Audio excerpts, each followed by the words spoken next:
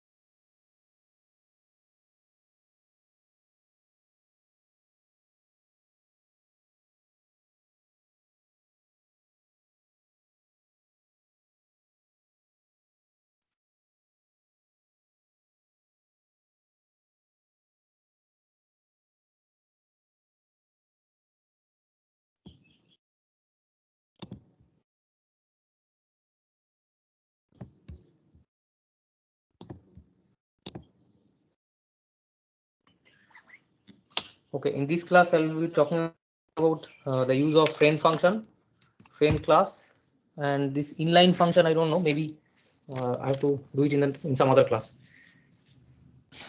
Okay, so and we have I think the discussion on static members, that part is done, and you know how to use it in a useful way.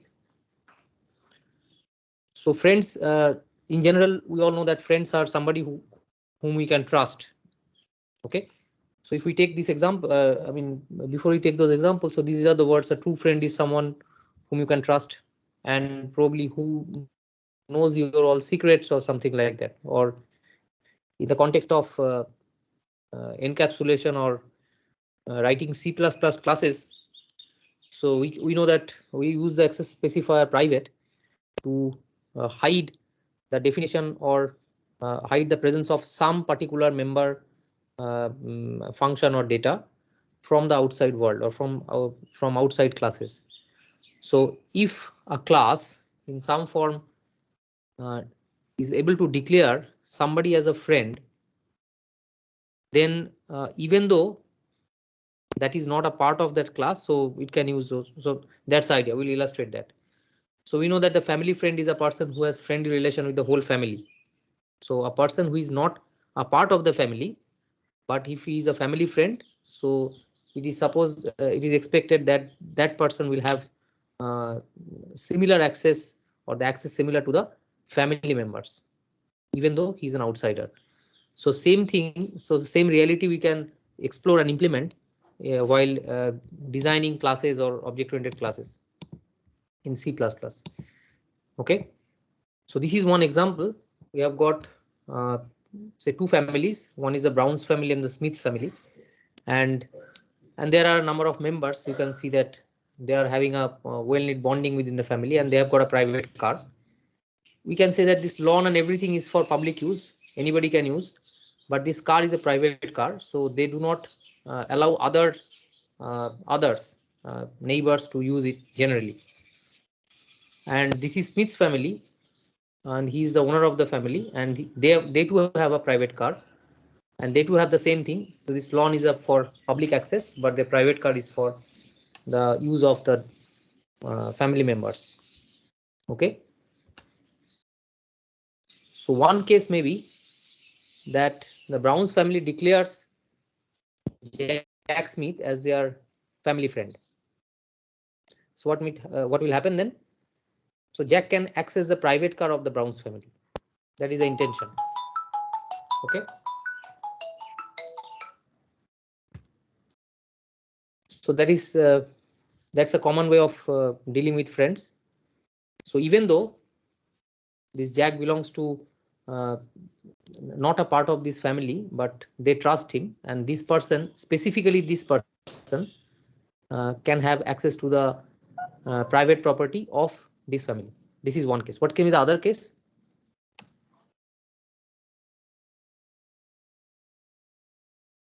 Am I audible? Can you hear me? What can be the other possible case? Family from Smith's family. Hello? Hello? Jack Smith declares Brown's family as friends. Yeah, that is one case. But if I say that this Brown's family uh, trusts not only this this Jack Smith, but also his wife and the son and whoever it is in the family. So it might happen that this family trusts each and every member of this particular family. So Brown's family trusts each and every member of Smith's family. That is possible. Yes, sir. So then how you state that? So Brown's family declares the entire Smith's family as their friend. Okay, so instead of okay, we trust Jack, we trust his son, we trust his wife. So just say that we trust the entire Smith family. That's all. So now the question is, in real life, if the Browns family really trusts the entire Smiths family, does it happen that the Smiths family also does the same? They will also trust the entire Browns family in a default Yes, sir. situation. Now, in a real life, does it really No, happen? You trust your friend, but are you sure that your friend also trusts you in the similar way? Is it always guaranteed? no, No, sir. it is obviously not guaranteed. At least in the real life, it is not guaranteed. And same holds here also. So it's Smith's family may not consider Brown's family as a friend, and by default, friendship is not mutual. Okay, so that's why. So it's not like a Facebook that I add you as a friend and automatically I too become your friend. It is not like that in real life. So for if you want to declare somebody as a friend, so to have the reverse, that person too have to uh, declare you as a friend. Only then you become friends. So is that part clear? Yes, sir. So the things need to be explicitly mentioned, and it is not uh, mutual. Okay. So let us come to the C++ analogy. So in the case A, the analogy is we are trying to so what things we can do, as we mentioned in the previous case. So we can have a particular entity, in this case a particular function, which is not a part of a class definition, may be declared as a friend. So can you see this? So this is a class. We have got a class XYZ, and this is the class definition. And we have got a constructor, we have got a destructor. So these are trivial classes, and we have got a so what is this n?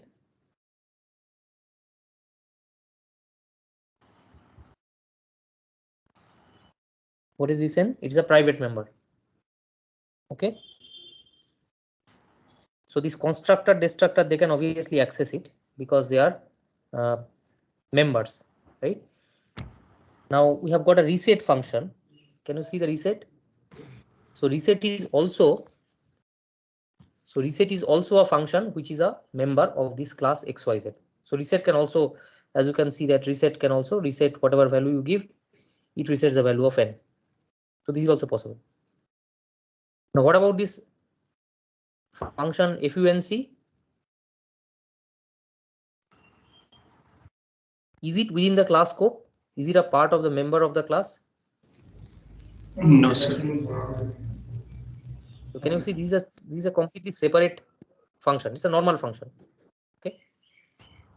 Now this class XYZ, even though this func function is a is completely outside, it has been defined outside the class, but it somehow trusts that particular function, and it wants to declare it as a friend.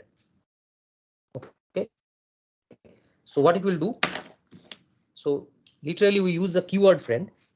So within the definition, within the body of this class, the class declares this function with its prototype that I treat it as my friend.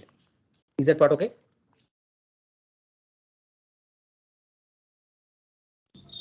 Yes, sir. So you just treat it as a friend, but the um, details of the function can be found here, because this is not a part of the class, actually the class. So this is a normal general function which is meant to do something else, or I mean, so this is not a part of the member. So this is written outside, the definition is written outside, but this class declares this as a friend of its. So can you see the entire prototype is copied? Just you tag the keyword friend to it. That's all. Okay. So now what is the purpose of making friends or declaring somebody as friend? What we found in the real world? We would like to give, we would like to trust, and through the trust we would like to give access to something which is generally not accessible to non-members. Is that part fine? So what might be the intention here to declare FUNC as a friend? What might be the intention? It can have access to the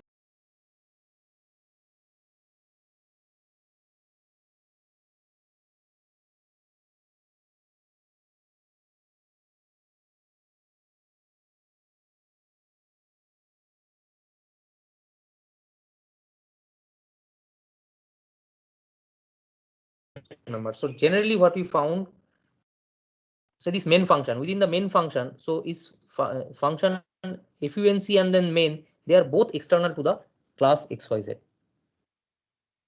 Within the main, if I would like to access this n, if I would like to access the n like x1.n, this is not allowed, right? But I would like to have this function FUNC with that special privilege. So if I declare it as a friend, it will be able to access the private member n of that class XYZ. So that is the sole purpose. In other words, the things that you are not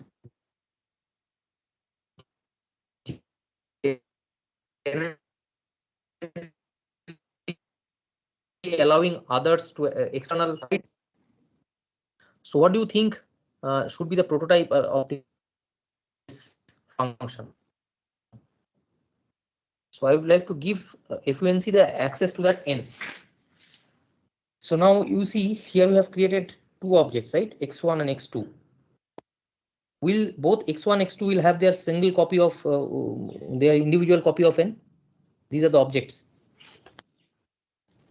yes, sir. So it will have. Okay. So say this. So within the stack you have got n whose n it is x1's n, and we have got x2's n. And x1's n is assigned the value 5, and this value is 10. Now when I say that I'm calling, I'm trying to access the private member n, so I have to specify whose n, which object's n. Are you getting my point? Otherwise it does not make sense. Now when you call FUNC, so you have to specify that whose n, whose would you like to access the x1's n or x2's n? That need to be explicitly mentioned. Is that fine? Yes. Yes, sir. So how to mention it? Because you see, first of all, we have mentioned just now mentioned that say within the main here, if I would like to call the function, can I call something like so let is xyz x1 and x2 10. So if it is the function method called reset, reset can be called f1 dot x1 dot reset. That is fine. But if I would like to call FUNC, can I write x1 dot FUNC? Is that possible? No, sir. Because this notation of calling a function or a method by using the dot operator is only applicable to which functions? Member functions. Member functions. But we have just now mentioned that a friend function, I mean a function that you declare as a friend, it's a non-member function, right? So this is a non-member. So if it is a non-member, that means you cannot simply call like this. Okay. So if you cannot call like this, then how this fn knows? So that means is there any concept of this pointer here? Is there any implicit this pointer? No, sir. because you cannot use the object to invoke it. So there is no question of having a this pointer. So if that is not there, so how you know that whose n you are going to access, x1 or x2? How you determine that? If you really like to. We have to Pass the pass that object. object. Hmm? We have to pass the object. So is that part everybody convinced on that? So if you see the function really wants to access the private member n of some object, so the object itself is not invoking FUNC. So the only alternative that is left to you, you have to pass an object whose private members you would like to access through that friend function. Is that part clear? Yes, sir. So you may like to write here f1 x1, and maybe you write some other parameters like 12. Okay, so this is a normal integer variable. So if you are writing a friend function which is a friend of some class declared to be as some class, so that friend function must have at least one argument where uh, it receives the reference of an object of that class. Is that part okay? So there should be at least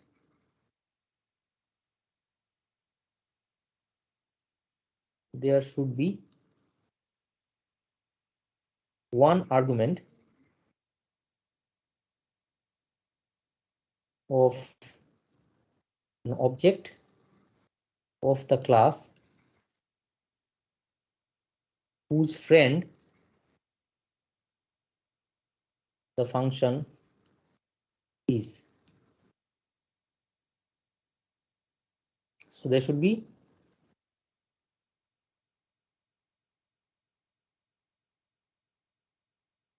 at least one argument of this. Otherwise, it will not work. You may have more than one also, but at least one should be there. Okay, so when you decide that you are writing here x1, so what do you think? What should be written here? What you should write here? XYZ T. So is it? XYZ T. Any better answer from anybody else? I'm trying to write this part here. So what he says is x, y, z, and t. And then for this 12, I have to write I and t x maybe. So is that okay? Do you all accept it? Or do you have a better answer for this? So pass by reference. So I should not pass by value, right? I prefer to have pass by reference, because as we mentioned that we would always prefer to pass the reference. So what should I write then? Yes, sir. Is that fine? Yes, sir. So that the reference of x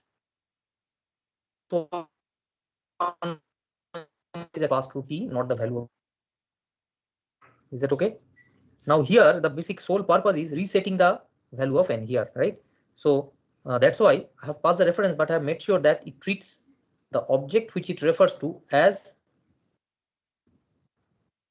a kind of variable. Okay, so that's why this is enough. If I would like to ensure that, okay, you can, so this member function can access the private member, can just read the private member, but cannot modify it. So then what I should have done? Const XYZ. So maybe I can write here, I could have written it const. So it's like going back to the previous example. So if I would like to, so if that case A, the Brown's family declares only Jack Smith as their family friend, but they give a say just like read access, means he can drive the car, but he cannot make any changes in the car. Like he cannot modify the color or maybe go for servicing and all this. So he can just take a ride and that's all. So it is something like that. So it depends what is the purpose of writing this method function FUNC.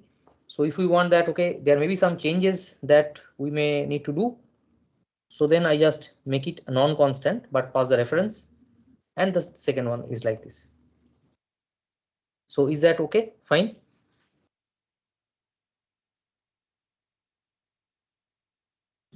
Yes, sir. So this is what it means. Can you see? So I write XYZ ampersand T, and then so here also. So the thing is the entire prototype I write here and I write here and I tag it as friend. So the details of the definition is written outside the class. So internally what I do is I would like to reset the value of n corresponding to the object which is referred by T. So I write T dot n and assigns the value of y, resets it. So I give a comment reset using friend function. So this is an example in the reset function where I use reset using the member method. So both ways I try and I display the message, display the outcome. Okay. So is that part clear? Yes, sir. This is a problem here.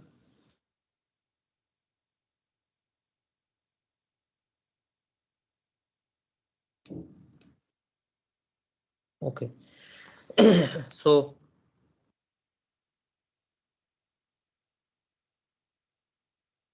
can you see this? In other words, can we write, say, you see, this is a friend function body, the details of the friend function. Details of the function which wants to be a friend, which was declared as a friend of XYZ. So can I provide the definition of the function definition within the class definition? Is it possible?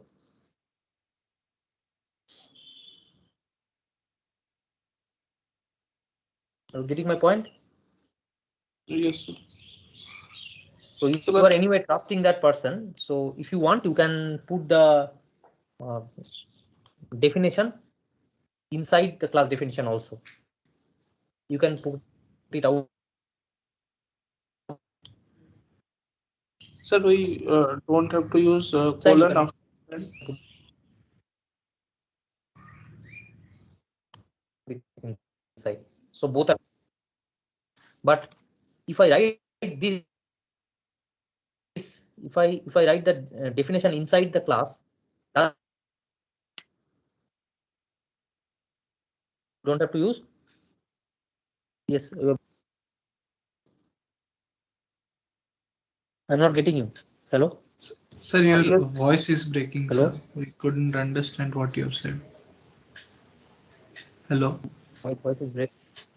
Yes, sir. Yes, sir. Okay, my voice is breaking. Yes, sir. Yes. Just a minute. Let me maybe the.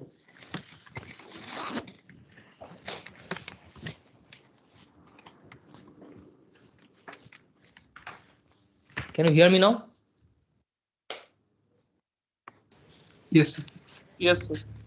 Am I audible? Yes, So sir. my question is, so if I try the second syntax, this one, is that allowed? This FUNC is not a member, but you are trying to define the member within your class within your definition, within the class definition. Is it allowed? So it may be, but I have a question that after friend, we are not using any colon, like in the public we are using in that way. Which one? In the public? So in the public, after writing public, we use a colon and then define the function.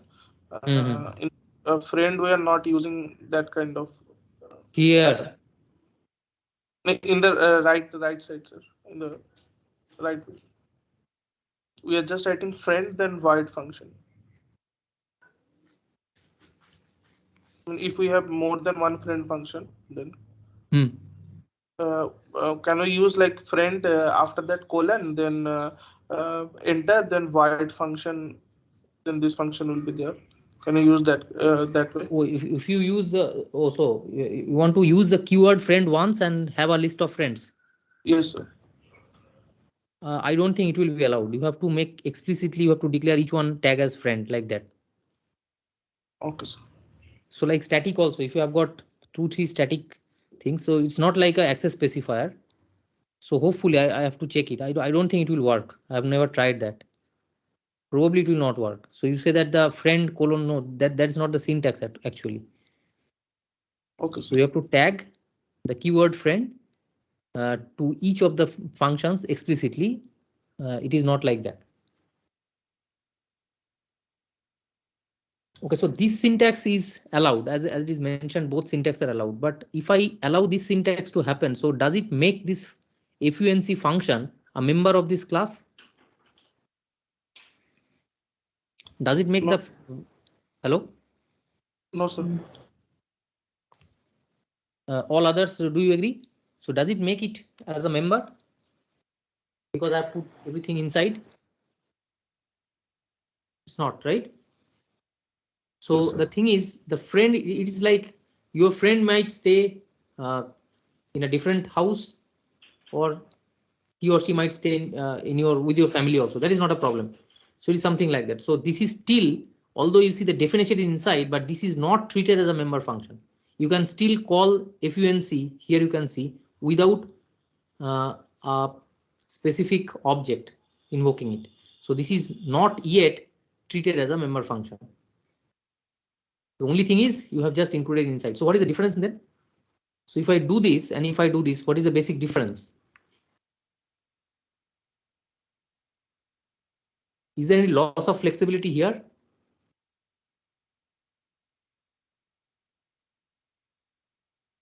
Hmm?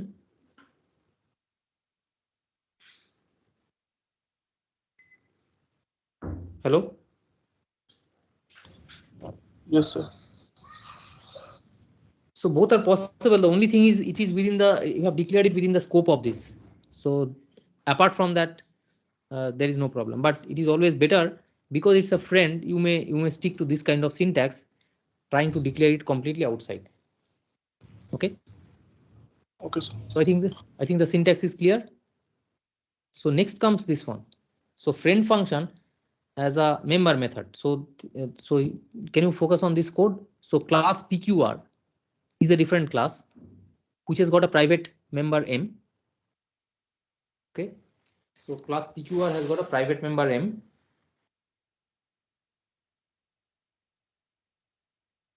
It has got a constructor. It has got a destructor. It has got a function func. Can you see this? Yes, So sir. in PQR, is there any friend function? No, sir. Did I ever write anywhere friend? So there is no friend function. These are all member functions. So the PQR class has got 3 member functions. All are public. One is a constructor, one is a destructor, and one is a normal function, member method. Now then I declare, or then I try to define the class XYZ. And it has got another private member data N. It has got a constructor, it has got a destructor, it has got the reset, which is again a member method, and in addition to that, it has got a friend function. And what is the friend function here?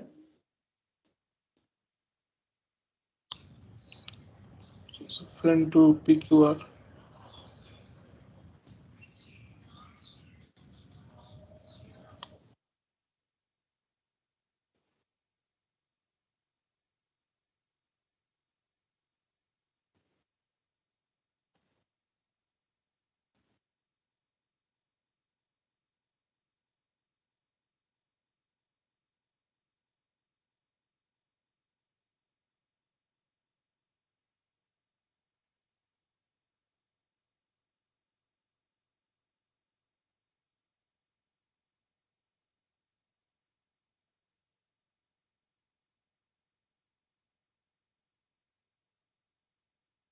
So what it is trying to do, it is the, so it is trying to trust not all of them.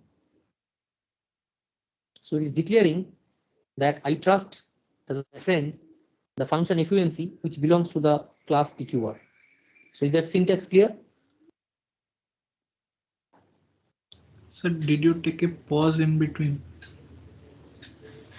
No, What's the problem? Am I not audible? Sir, we couldn't hear you for some time. The last part you explain one more time. That will be okay. Yes, so please explain the syntax again, that PQR part. I don't know whether is it muted? No. No, sir, not muted.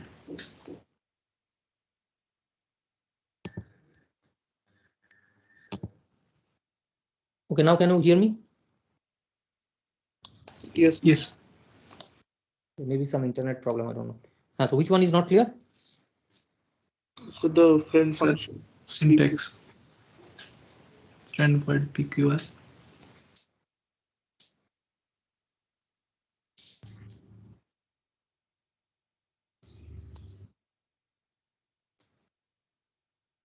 Sir, again we can't hear you, sir.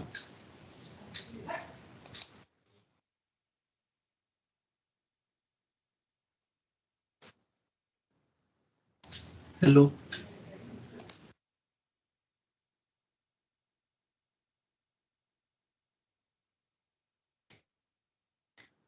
See.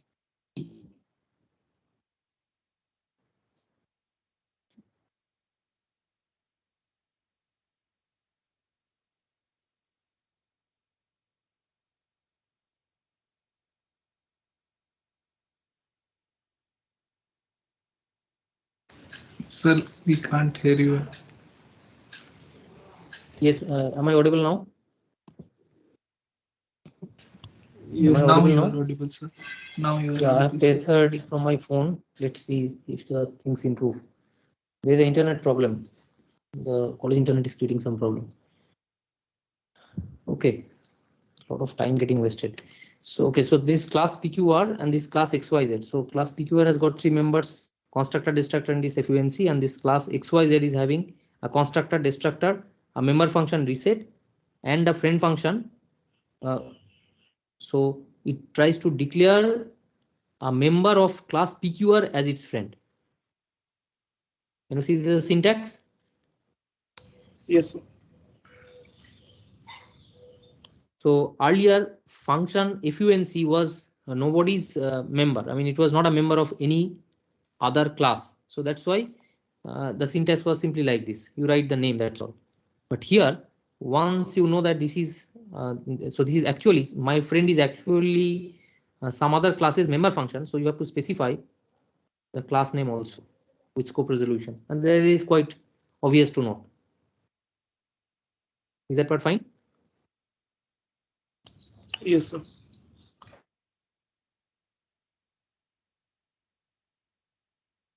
Hello. So which particular say classes object we must pass as an argument in that friend function or in this function FUNC? PQR Hmm? plus PQR's option. Why PQR? FUNC is a member of PQR. So anyway, it will be when you invoke it, you see it will be invoked as x2 dot function FUNC. X2 is a PQR object. So using this, it is invoked. But what you need to pass as an argument? Which object you have to pass as an argument? XYZ. XYZ, because it's a member of PQR, so it can be invoked through an object of PQR. But if it wants to access the private members of XYZ, which has declared it as a friend, you have to explicitly pass one object, at least one object of XYZ to it. Is that part clear? Yes, sir. So this FUNC, it is actually through a object of type PQR, you are invoking it. It's a normal member method, right? But it's also a friend of XYZ. That's why you have to pass an object of XYZ to it so that it can access the private members of that object. Otherwise, it does not make any sense. Is that okay?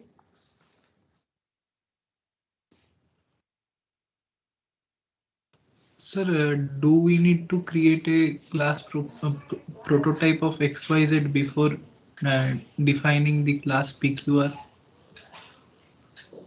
Yes, I'm coming to that. So at least till this point, is it clear? Yes, sir. Yes. And you can see the details of this PQR. What we are trying here is again something very trivial, that I'm trying to reset the value of this t is a temporary reference. So t dot n, that means this x1's n, I am trying to reset with this is x2's n. So this is m basically. Okay, so I'm trying to copy the value of m of the object which invoked to this n. That is what it means. So that's trivial. So this is I create two objects, x1 and x2. x1 is of type xyz, so I write x1 dot reset. But I also, by invoking the function func, which is a member of class pqr, I can reset the value of x1 by passing this. So both ways is possible.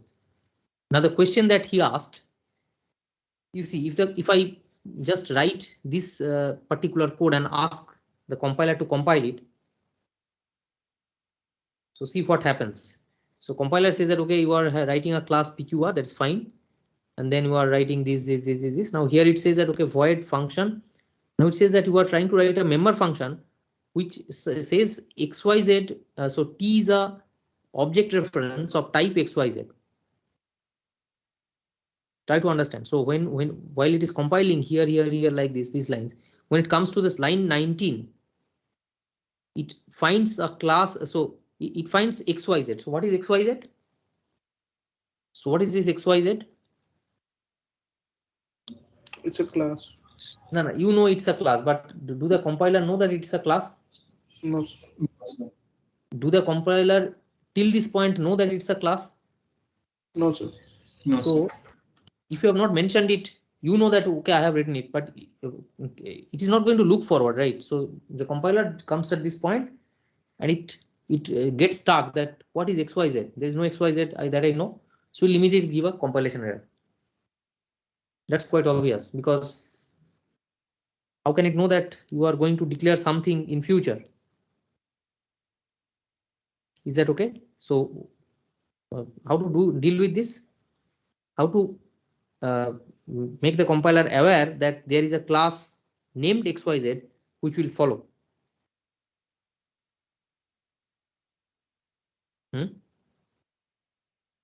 Got the point? Yes, sir.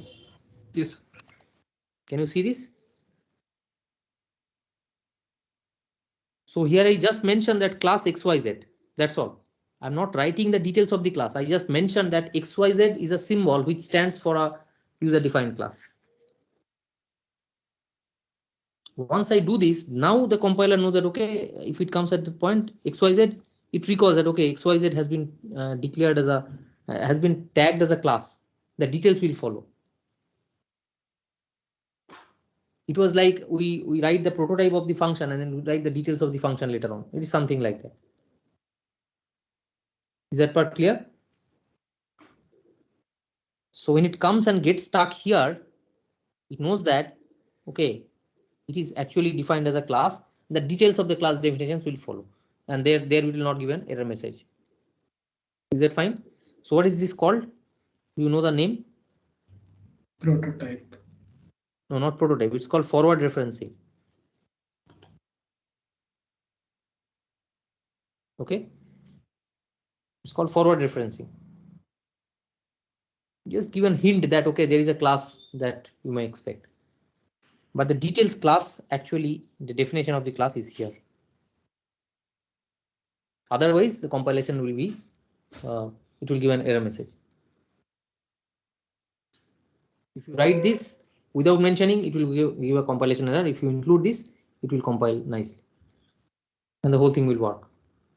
So when you are trying to define or declare a member method of some other class to be your friend, the practice is you have to write the details of that particular class, and you have to refer your name, that is this and this, so that the class which wants to make declare the friend may come later, and this is what is written. So got the syntax?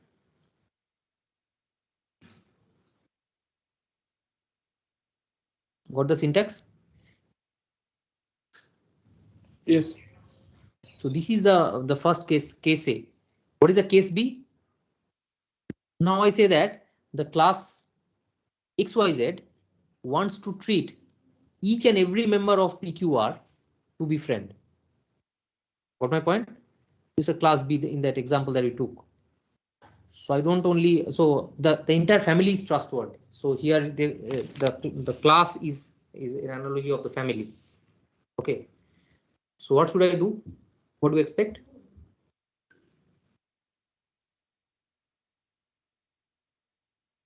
How to do that? I want to have that class XYZ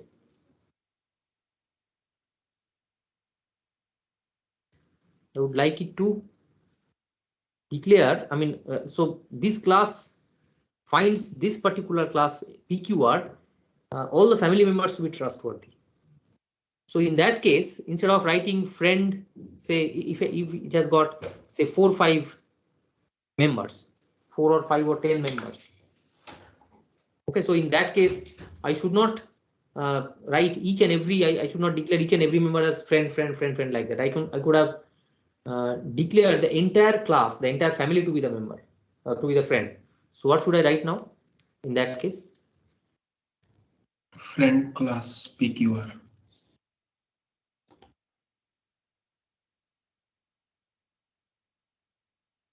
It should work.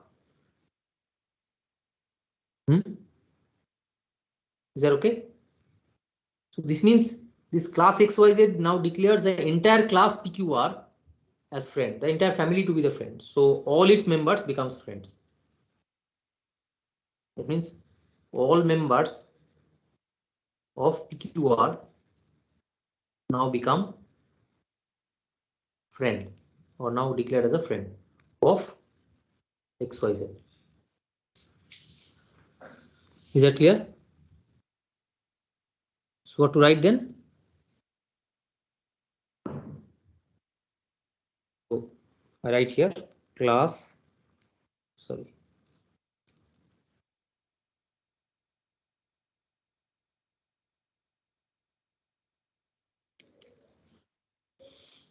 And the rest of the code remains unchanged. So the only point to note is because this FUNC is now a member function of PQR, so when you define it, okay, so in the definition you have to use the scope resolution, unlike the previous case where it is a normal function, but the rest everything is same. So the only thing is you go beyond that FUNC and you declare all the rest of the members also to be the friends. Is that part fine? So this is a case B that we took in that example.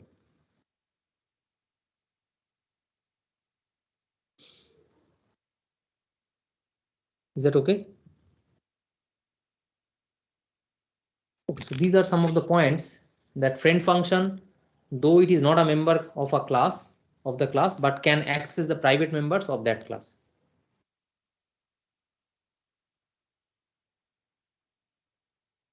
Second point is a function is to be declared within a class as friend, but may be defined outside the class. So just, the definition can be outside or inside, does not matter. We cannot use the class scope to define a friend outside. So this cannot be used because a friend function is not actually a member, and this is used only to refer to the members. So the class scope will not hold here. Labeling a friend as a public private does not matter. Does it really matter that you are a friend? Can you tag it as private public? Because a friend is not a part of your family, so you cannot tag access permissions to that. Is that fine? Yes, sir. So you cannot say that, okay, once I have declared him as a friend, So he cannot make friends with others, or others cannot access. So it is not like that, because that's why. So it's a kind of loose coupling where you allow that particular function whom you declare as a friend or the class to be independent. The only thing is you yourself give some special privilege to have the access to the private members. That's all. But you cannot tag the access specifiers to that member, to that friend function, because it's not a part of your members. So the public private does not matter. In friend function, there is no role for implicit this pointer, and that we have already found, because you are not invoking a friend function through an object of that class. That is not possible. So there is no question of having the this pointer. So to get the access to the private area of the particular object, we need to pass at least one argument as reference, address, or value, and we have preferred passing the value. If we require, we can pass the address or maybe reference, whatever. So reference is actually preferred, but as it depends, we can pass any of the other mode of parameter passing to the class object whose friend it is. So this part also we have declared, we have explained. Now we have to declare the body of the friend function either in the last class or outside the class only. We may need forward referencing in case a friend function bridges several classes. So, or I mean the previous case, so the case of forward referencing is required. So what it is hinting, this point and this point, what it is hinting is something like this. So we have got, say, a class X, you have got a class Y, you have got a class Z, okay, and we have got a class P.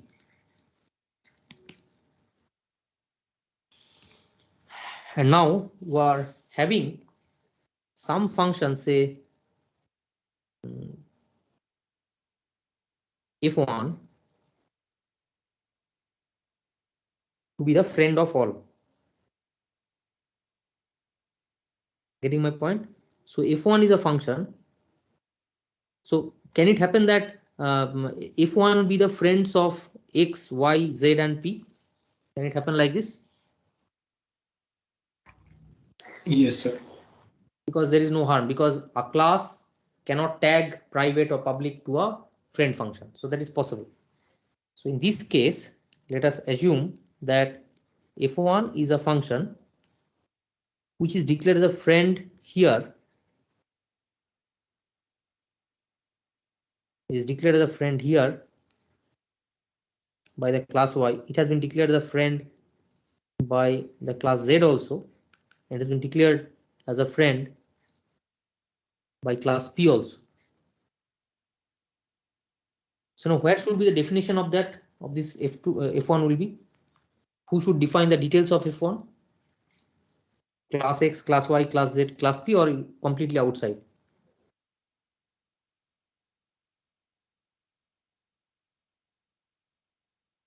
Details of F1, if we write it here outside all the classes, will it work? Yes, sir. Yes, This sir. will definitely work.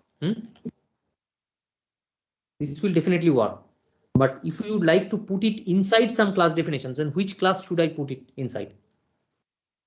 Because it's a friend of so many classes. The last one. Okay, by the way, so what will be the parameters that, so how many parameters it should have at least in this 4. example?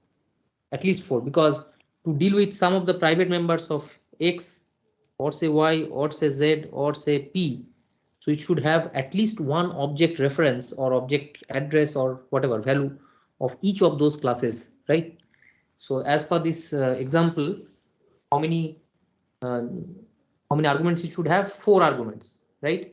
So it may be A which is of type X, then Y, say B, then Z, say C, and then P, it is D.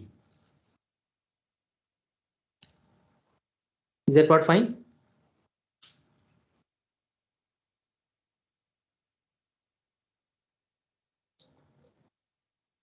Because it is actually bridging 4 classes, so it should have an object reference or object information corresponding to each of those classes, so that it can actually access the private members of that particular object of that particular class. Is that part fine? Yes, sir. Now, if you write some, say there is a member called, say, let it be called as, say, M. Okay, and here it is N, and here it is MNO, and say, or maybe it is Q, and this is, say, R. So now, if I give this definition here, if I write the definition here, so how can it know? So probably I'll be referring to like this, like A dot M, I'll be referring, say, B dot N, I'll be referring to, say, C dot Q, I'll be referring to D dot R, right? So if I try to put it here, so how it knows that whether this Y has got N and then this, so it is not possible. So that's why I cannot write it in the first class. Rather, I should write it either outside all the classes, or I can write it here. This is possible. That means by the time I know that the definition of the remaining classes, I mean, in fact, all the classes are complete. Is that fine?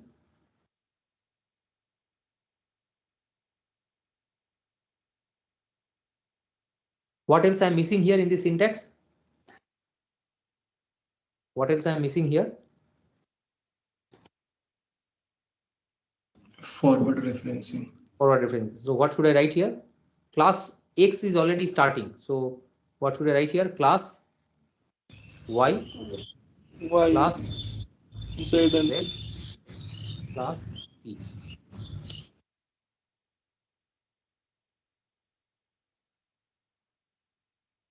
Is that fine?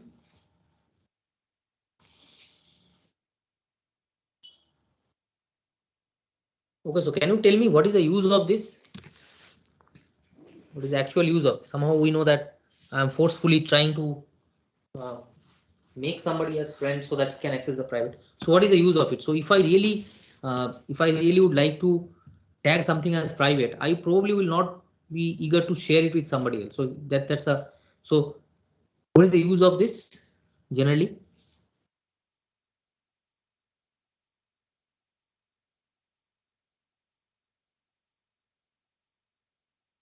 See, Sir, actually sometimes, should I say so? Hello? Look into this particular example. Yes. Hello. Yes, I can hear you. Hello. Sir, yes, sir. Sir, yeah. Hello. Hello, can you hear me, sir? I can hear you. Yes, sir. I was going to say that sometimes we create functions of a class to manipulate the private data members. So suppose I want to create a function where I need to use the private data members of 2 different classes, then I should use friend functions and the friend classes. That all. So everybody else got the point what he wants to hint. So if I have this particular case, what is this case? I have got one class and I have got one function which I would like to treat it as a friend of its, right? And there's no other intention. So in that case, probably you may think of including this as a member also. So let it be a normal member if this is not effective, because it's not a part of somebody else, other classes are not.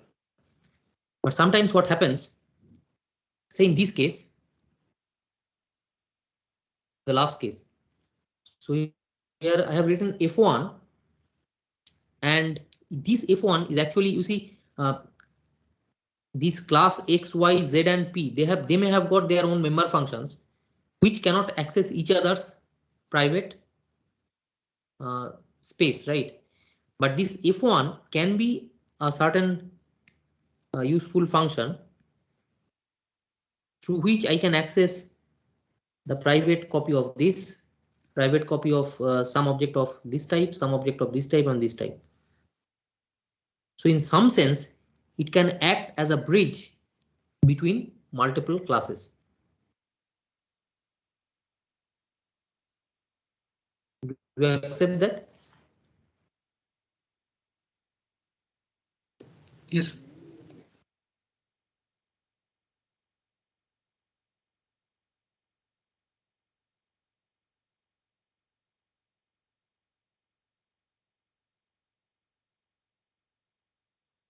This F1 function can bridge between multiple classes.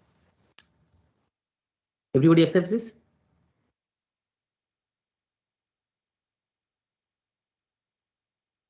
But this is a completely external function.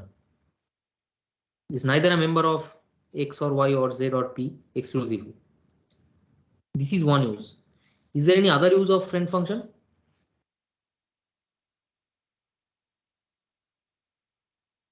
Is there any other use of friend function?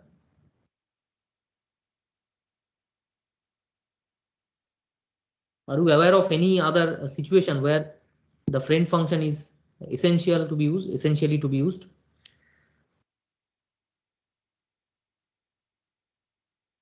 Hello? Yes, sir, you're audible. Yes, sir, we can hear you. So can you give me the answer? Those who are conversant in C++ or experts in C++. Any other scenario where the use of friend function is essential? Otherwise, you cannot write that code, or maybe you cannot implement that feature. Any such case? Comparison using a comparison, uploading the comparison operators. Comparison operators. Yes, sir. Operator overloading. Operator overloading. So in general, we can say it's operator overloading. We will see it shortly because the next topic will be operator overloading. So there you will need cases where you would really need to have would like to have flexibility. We'll find out some cases where if you don't use friend function facility, you cannot really implement that kind of flexibility in the syntax. Okay, so before I move on to that one, so can you tell me if Java provides a friend facility, the declaring a function to be a friend or method to be a friend, or a class to be declared as a friend? Is the friend keyword supported in Java? Those who know Java? No, sir, I think. I think no. No. It is indeed no. So Java does not support friend, but yeah, there are ways to implement the feature that we are discussing about in an indirect way, but there is no direct support for the friend and all this there. Getters and setters.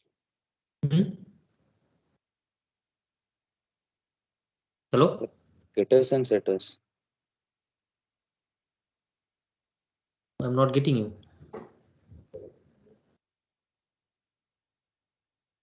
Okay, so we are not going into the details of Java, but you must know that okay, it is not supported in Java. But again, somehow there are means to exploit this feature in an indirect way, but not exactly. So it is much in a more fine-grained way we can do that. But let us not discuss about that right now. So that example of having the bridging case, we can take this example. You see the class, say faculty. So what I mean, I have got two classes. One is faculty salary and the staff salary. Okay, and then I would like to have say two salary objects. One is who is a faculty type and one is a staff size, because maybe that we know that the faculties, they have got a different kind of breakup and all this, and staff will have a different kind of breakup in the salary computation. So I have got the faculty salary and I have the class staff salary. Okay, and there I have got float sal, and here also I've got a float sal. So this salary is a private object, a private member to both of these, right? And then we have got the constructor, which is actually say if I've got int x, so it will assign the sal to x, and there's a destructor.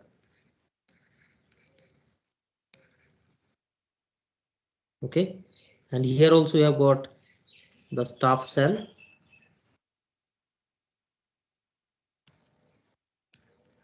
and here it assigns the y. We've got a destructor, staff sal. Here is how it goes. And now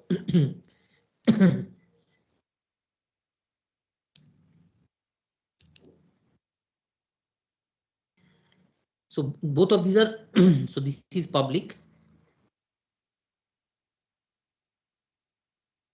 but the sal variable, these two are private.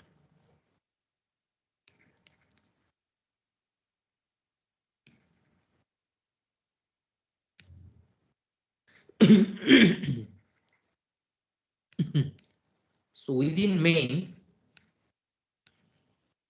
say I've created fac salary, say font, say with say grade pay maybe 1 lakh. Okay, and then staff sal, this one with say grade pay 20,000. There may be other components I'm ignoring. Now, if I would like to write something, some other function like average sal, which will try to get the average of a faculty and the staff's salary, what should I do then? Because in any case, you are storing the salary component in the private object, in a private member.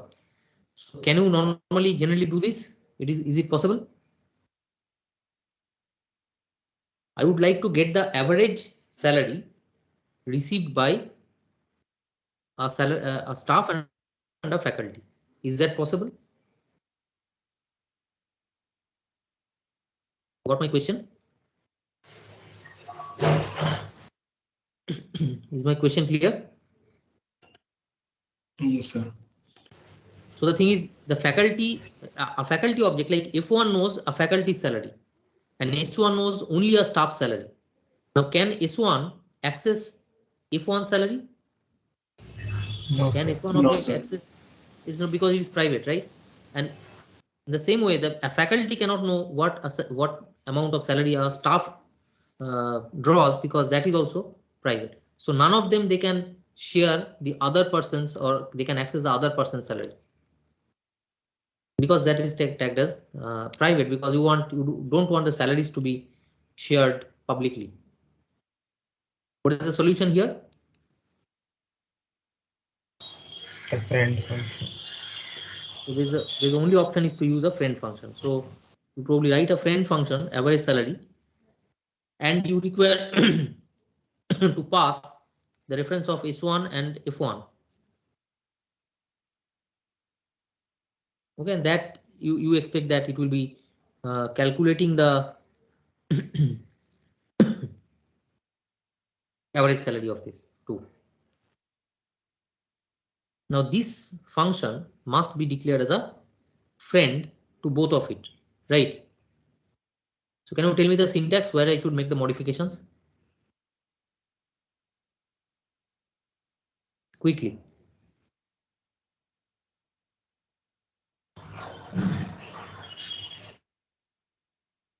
Here what should I write? Sir, in public. In the public, under the public, what should I write? Sir, int friend average sal.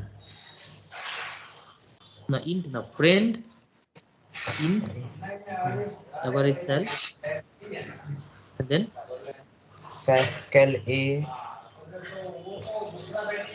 Packers Excel L, ampersand yes, X, comma, and pack, staff staff cell, cell, ampersand staff cell S ampersand. or Y.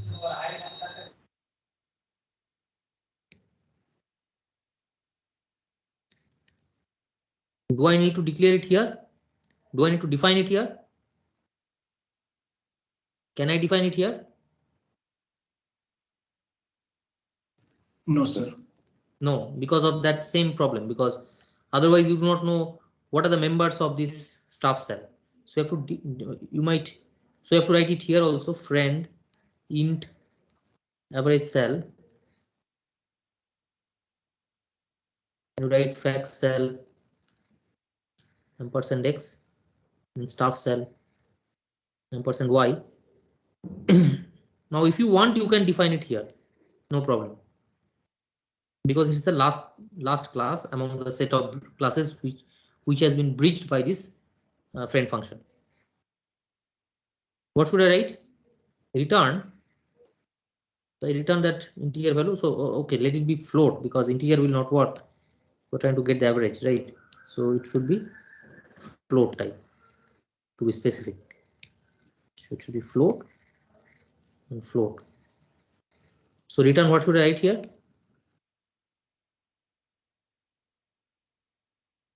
X dot cell plus y dot cell divided by 2. Is that fine? Yes, sir. Yes, sir. What else we are missing?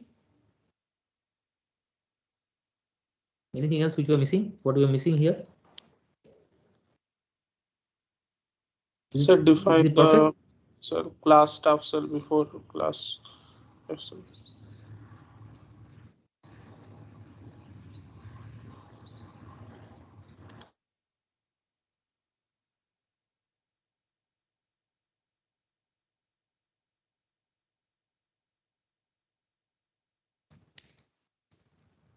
Now this is complete. So this is where function is one use. The other use is definitely in operator overloading. That will take that will discuss in the next class.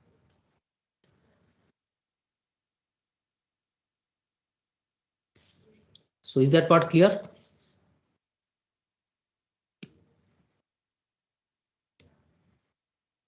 So any question till this point? Sir, if there is a friend function for a class, then will it be friend for its inherited class? Okay, we'll talk about it in the during inheritance part. During that part. Because otherwise, the rest of the students they will mess it up. Okay.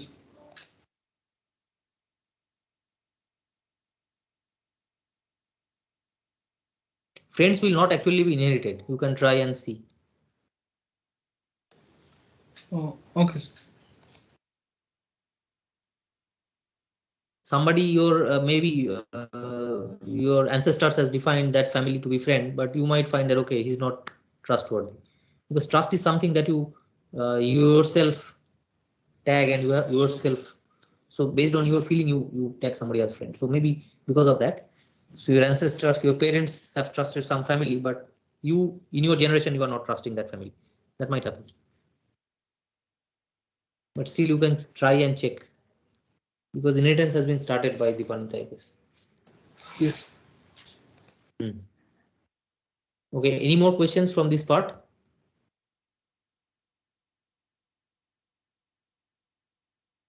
Okay, I'll just take another maybe 10 minutes to start the operator overloading, because there are lots of topics remaining. So operator overloading, as it is mentioned in the Brusical book, it was just a syntactic sugar, which means it is simply another way for user to make a function call.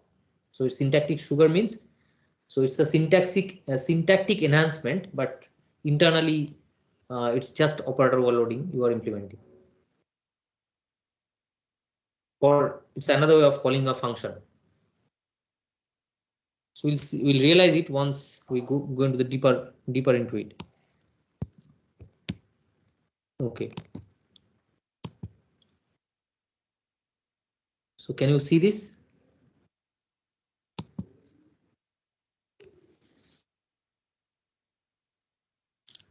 So these are three floating point variables.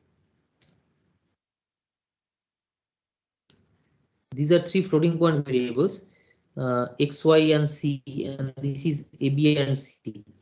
Sorry, I mean these two cannot exist. So maybe e and this is c. So if I add two integers b plus c or x plus y, so is it an example of overloading?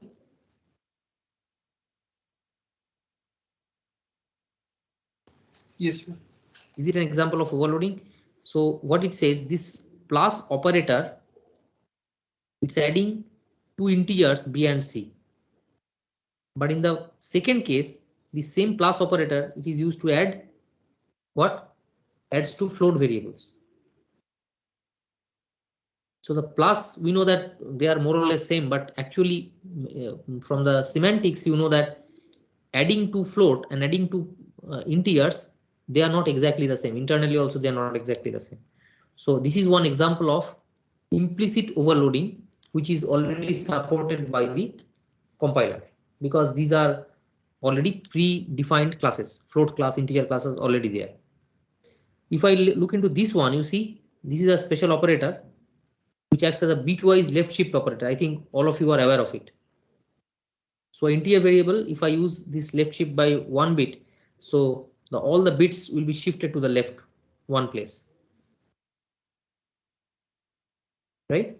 So this is the case. But the same operator, when I use it with cout, it acts as an insertion operator. So this also is an example of operator overloading. Is that part fine?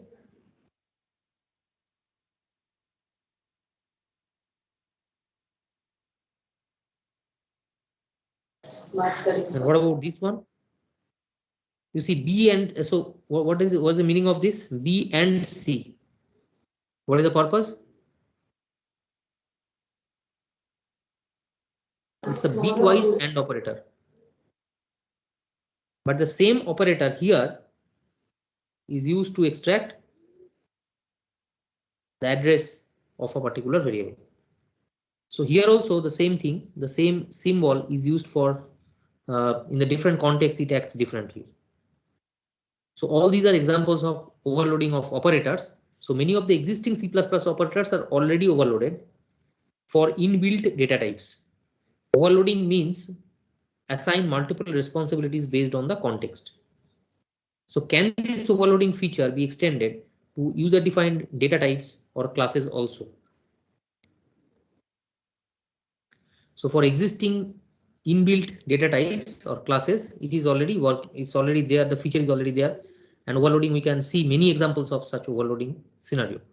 But the question is, can we overload, can we extend this feature for user-defined data types or classes also? So can you see this? So what is this? Complex. So this we expect that, okay, somebody has written, or if you want to write a complex class, okay, to represent complex numbers. So in that complex number, in that complex class, x, y, z are the objects of these are complex objects. And what we have, add complex, is invoked by this object b, and it wants to add to it, say it is c, okay. So b invokes add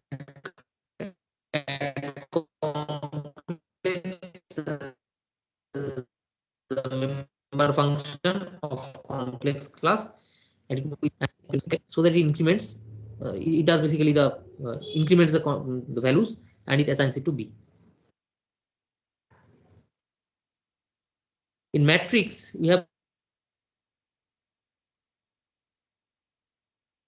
got a matrix. These are user defined classes. PQR are the objects, and I would like to write q dot add matrix. So q is added with say R, and the result is stored in P, and this P dot inverse matrix is done, and it is result is stored in R, and then P dot display matrix. So generally till this point we know that how to write this, because complex and matrix this may be implemented without any problem. But it will be easier if we could have replaced these calls with respect to this syntax, right? It will be easier to read if we can write a equals. আর পরে কথা বলছি, ক্লাসে আছে। Hello, Yes, sir. Yes, sir. So it will be nice if we can write a is assigned the value of b plus c and b is assigned the value of plus plus a. So which one is more readable, this one or this one? It is easy to see that this one is more readable, right?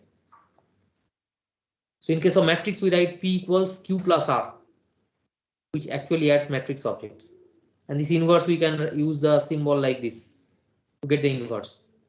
Cout, generally it works for integer, float and all. I would like to write cout p q r like this. So I, in a single statement, I could have displayed all the three matrices p, q and r.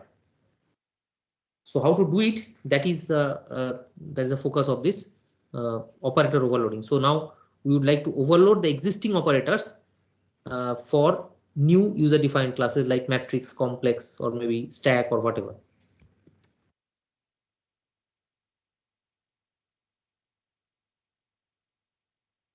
So operator overloading is an object-oriented feature to assign more responsibility to existing C++ operators like this, so that they can work meaningfully with user-defined classes like complex, matrix, stack, etc. The way they work in association with the inbuilt classes like int, float, etc.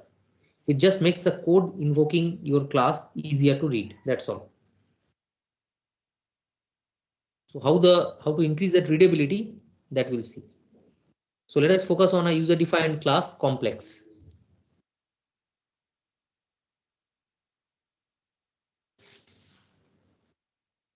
So can you see this? The add complex class, the add complex function, the method.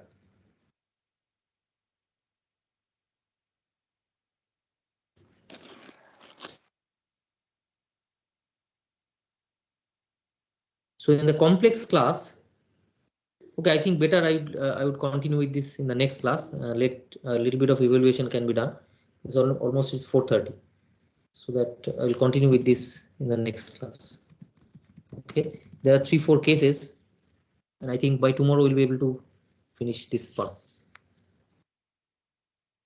So any more questions?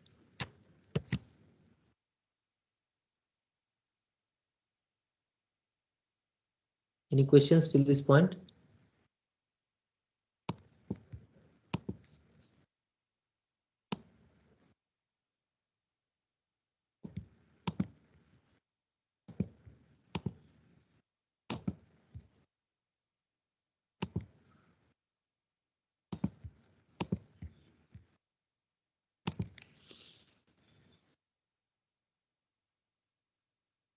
Okay, if there are no questions, so I would ask you to leave and then join those evaluation, so the TS gets some time to evaluate. Okay, so I have asked the CRs to arrange a class tomorrow in the second half from 2 to 3. Please join the class tomorrow. Okay, thank you. Thank you, sir.